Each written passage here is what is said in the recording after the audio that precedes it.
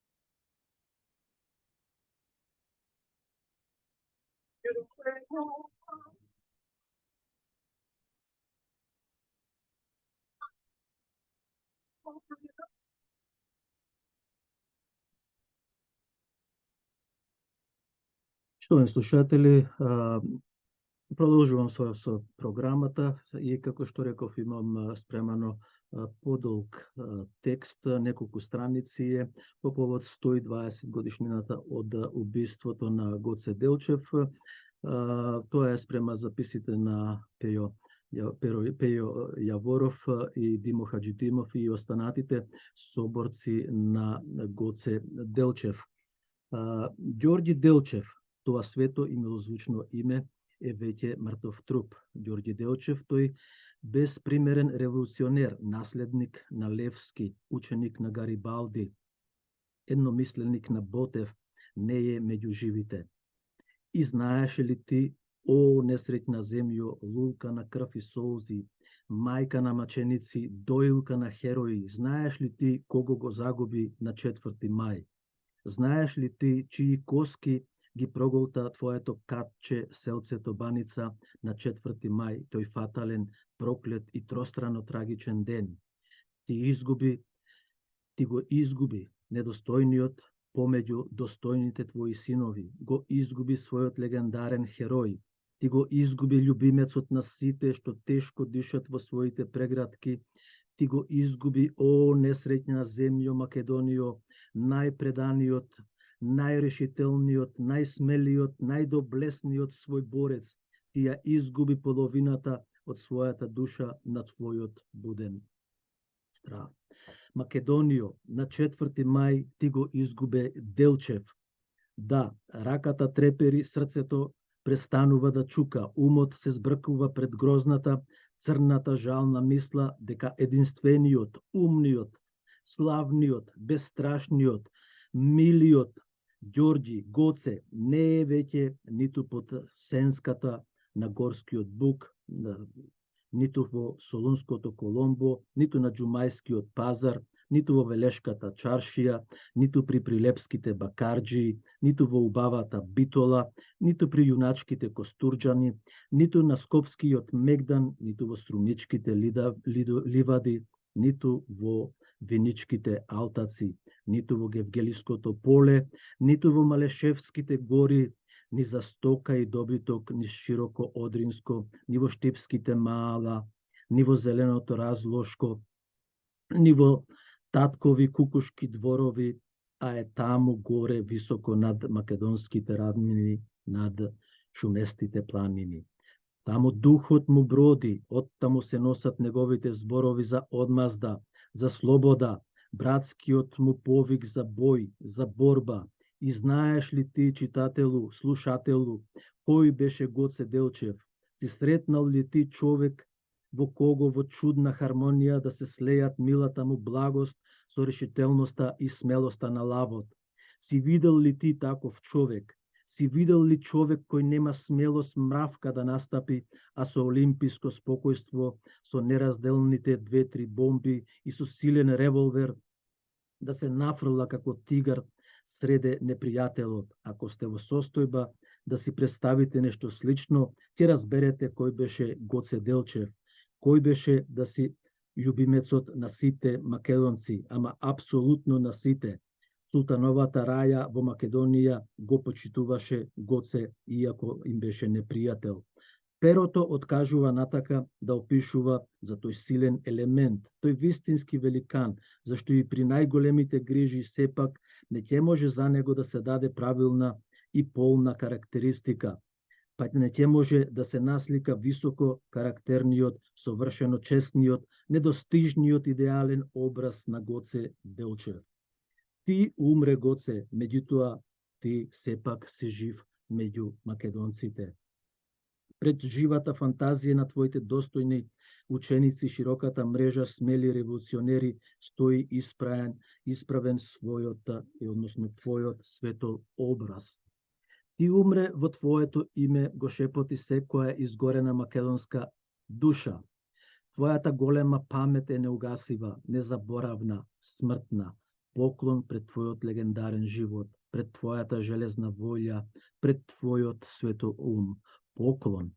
Поклон незаборавен, Гоце, пред твојот ангелски лик, пред твојата бесмртна памет.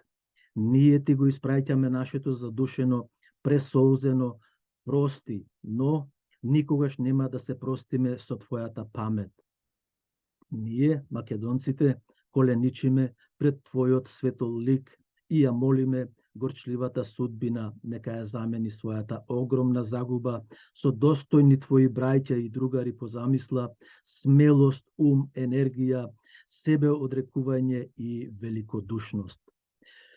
Објавениот некролог, чиј автор е неговиот соборец Димо Хаџидимов, не е обичен некролог, почитувани слушатели, како што се гледа и од самата композиција што ја имаме пред нас, туку представува своевидна свечена беседа пред македонскиот народ, свечена пофална беседа во слава и чест на загинатиот најголем син на Македонија. Со него живо и заветно е големото, незавршено народно македонско ослободително дело како генерацијски аманет кој треба да се исполни. Патувањето на моштите на Гоце Делчев или коските на Гоце Делчев. Спрема записите на Михаил Чаков, 1873-1938 година, можеме да забележиме дека бил соборец на Гоце Делчев, сведок при загинувањето и најзаслужен македонец за зачувањето на посмртните останки на Делчев. Чаков остави возбудливо сведоштво за начинот на кој е сторено тоа. Во мемуарите на Чаков пишува дека мртвото тело на Гоце Делчев било препознато од мајорот Турчин Хусеин Тефиков, неговиот школски другар од военото училиште во Софија. Заедно учеле. Мајорот Тефиков наредил телото на Гоце Делчев и на Димитар Гуштанов да се однесат во Сер. Кога телата пристигнале во Сер, од Солунско стигнала наредба Делчев и Гуштанов да се погребаат во Баница.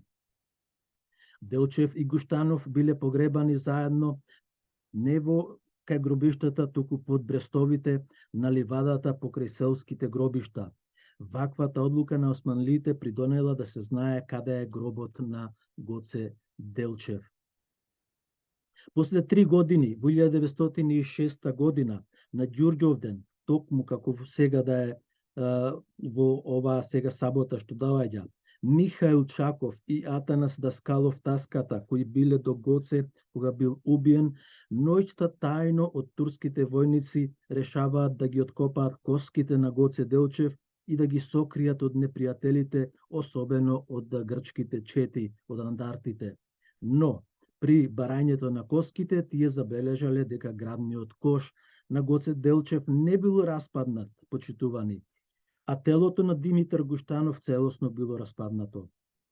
Чаков и Таската Одлучиле да ја земат главата, нозете и рацете.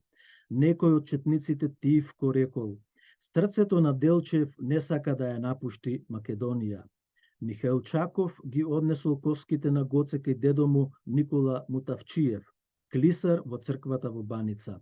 Коските на Делчев ги измиле со топла вода, а потоа 3 дена биле чувани во спирит, односно ракија, и ставени во мал ковчег.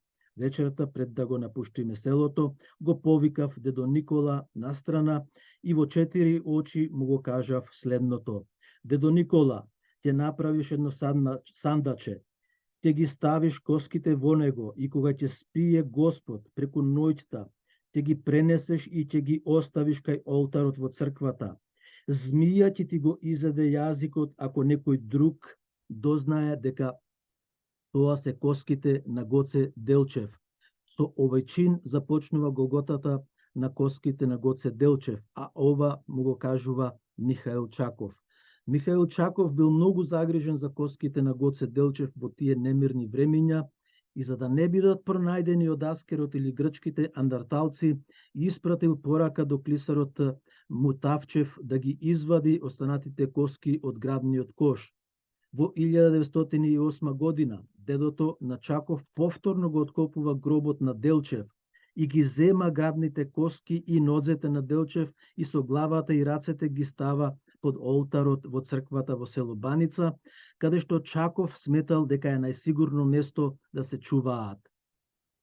Таму коските тајно ги чувале 10 години, цели 10 години. Потоа, клисарот ги зел коските со себе за да ги заштити од непријателите кои повеќе пати ја изгореле Баница заедно со црквата. Но за среќа, почитувани слушатели, коските на Гоце Делчев останале како и што биле. Во текот на Првата светска војна Михаил Чаков учествувал со неговата чета до 1917 година. Заради болест се враќа дома и одма пратил абер преку своите пријатели до дедо му Никола Мутавчев за да ги земи коските и да ги однеси кај него. Никола ги собрал коските во торба и тргнал со воз од Сер за Ксанти. Во возот имало и бугарски војници, кои помислиле дека во торбата стариот носи нешто вредно за да се одземи. Еден од војниците го повикал клисарот, а другиот ја погледнал војничката торба. Кога ги забележал коските, се исплашил и ги фрлил низ прозорецот на возот на ливадата во Серското поле. Клисарот веднаш забележал дека војничката торба со коските на Гоце Делчев не е тука и почнал да плаче, да вика и да бара возот да застани. Никола барал по секоја цена да слези и молел за помош. Некој бугарски старешина го запрашал зошто е толку насекиран и што бара клисарот Никола. Му кажува дека носел коски од мртовец. Старешината наредил возот да застани и клисарот слегол од возот и тргнал во спротивниот правец на железницата или железничката линија да ги бара коските на Гоце Делчев. После долго барање ја нашол торбата со коските на Делчев фрлена во некоја ливада. Голготата продолжува понатаму и од Баница коските стигнале кај Михаил Чаков. Дури во 1919 година, по завршувањето на Првата светска војна, стигнале таму. Чаков живеел тогаш во градчето Ксанти, кое се наоѓа во подножието на Родопите.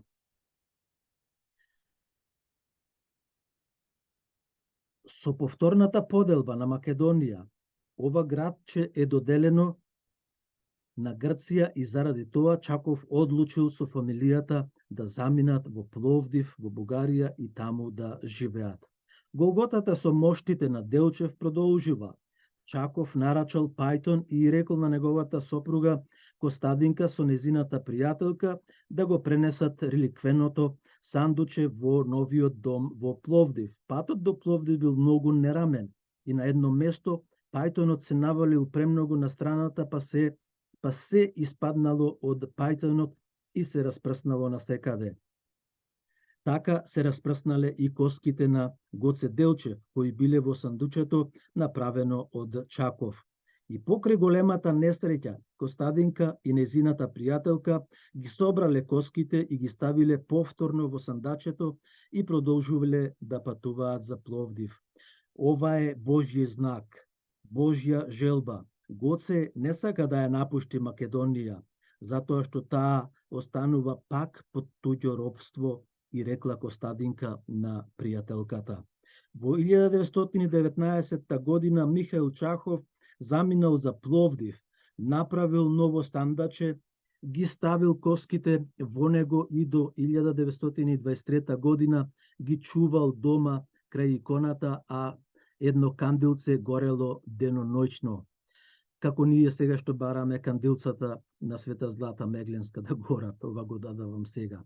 Од Пловдив Чаков ги однел во Софија, каде во август 1923 година биле изложени една недела во црквата Света Недела на поклонение. На 12 август 23 година биле сместени на таванот на црквата заедно со коските на Раковски. Потоа Чаков одново ги зел коските и тие биле чувани во канцеларијата на организацијата Илинден на македонците илинденците. Таа година е изграден и македонскиот дом, каде се собирале старите комити, односно илинденците. Тие направиле ново сандаче или саркофаг. На саркофагот Чаков и борците од Илинденското востание напишале: се заколнуваат идните генерации, светите мошти да бидат погребани во престолнината на независна Македонија. Според сведоштвата, коските во сандакот биле обвиткани со црвена свила како символ на Илинденското востание. По завршувањето на Втората светска војна, Македонија барала од Бугарија коските на Гоце Делчев да бидат пренесени во тогашна Народна република Македонија, за да се исполни заветот на Илинденската организација, Гоце Делчев да почива во главниот град на Слободна Македонија. Според некои извори, тоа го побарал Димитар Влахов, кој имал блиски релации со тогашниот бугарски претседател Ѓорѓи Димитров. Била испратена македонска делегација во Софија да ги донесе коските на Гоце Делчев и да ја оствари заветта.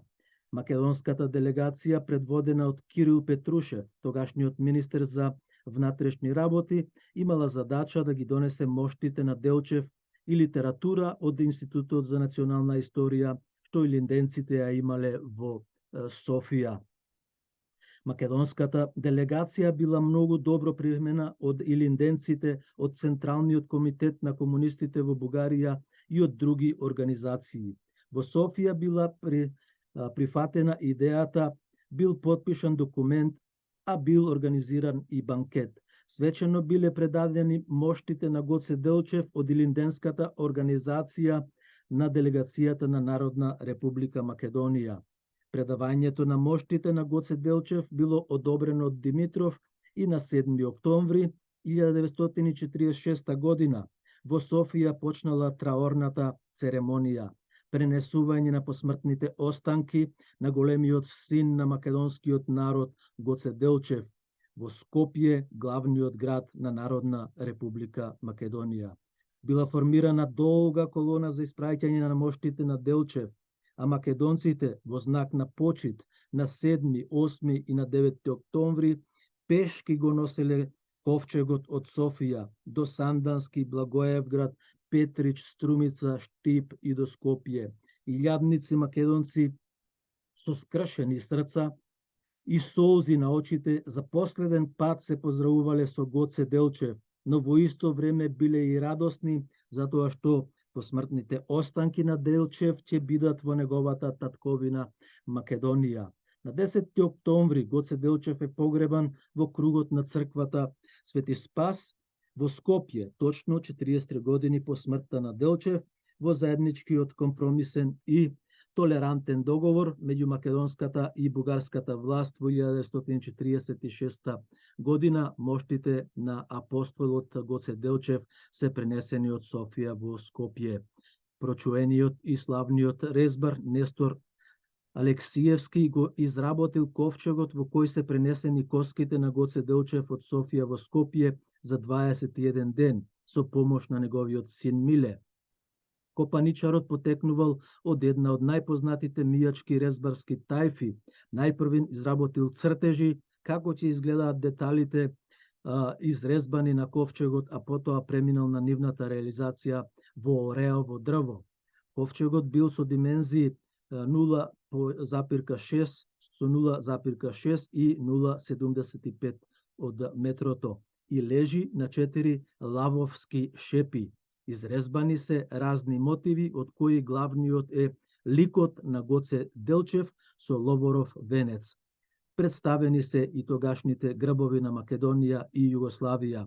На задната страна стои пораката "Смрт или слобода, македонска револуционерна организација". Во саркофагот била вградена и лимена подлога, односно кутија, набавена од лимар во старата скопска чаршија. Според сведоштвата, моштите во сандакот биле обвиткани и се уште се со црвена свила како символ на Илинденското востание. Нека му е вечна славата на нашиот Гоце Делчев, македонскиот великан, почитувани наши слушатели.